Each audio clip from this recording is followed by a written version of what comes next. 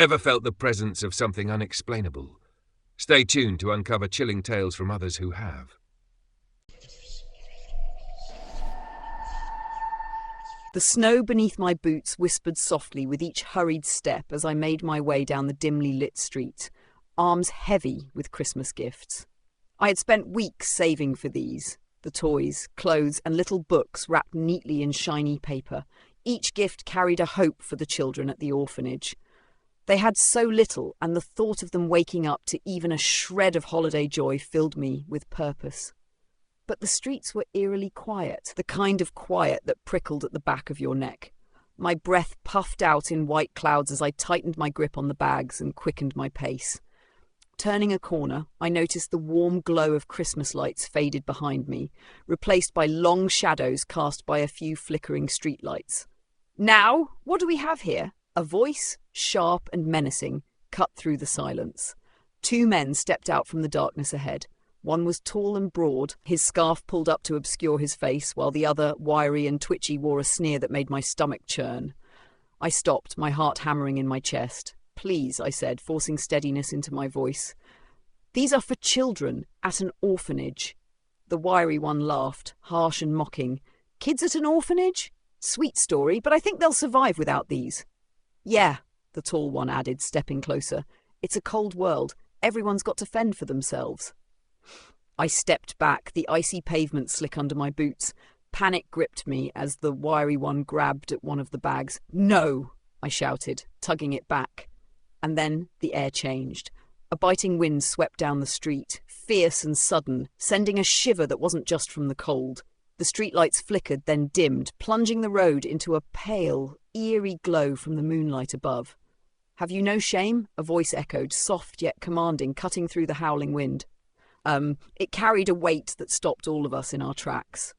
A figure emerged from the darkness, her presence luminous yet solid. She wore a flowing, pale dress that shimmered like frost, her hair cascading down her back.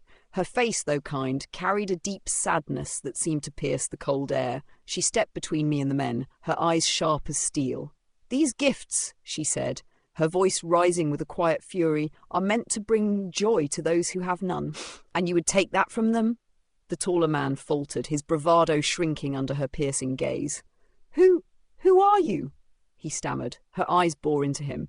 "I am one who knows the pain of an empty heart.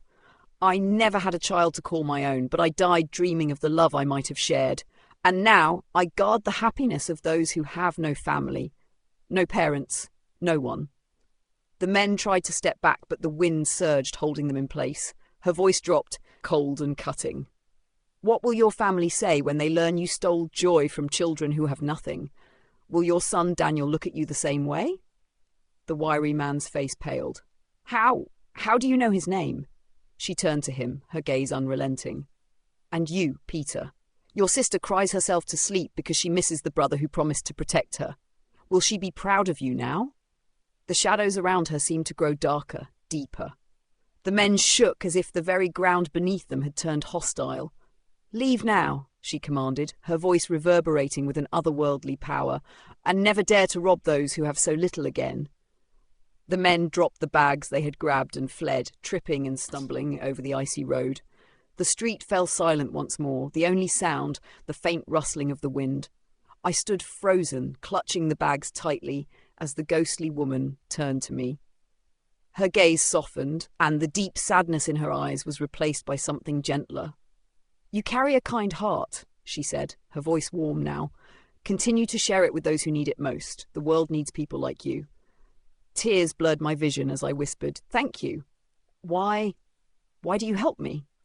Her faint smile carried a mix of longing and peace, because I never got to give love to a child of my own. But love has no limits, no boundaries. I give it now to those who need it most.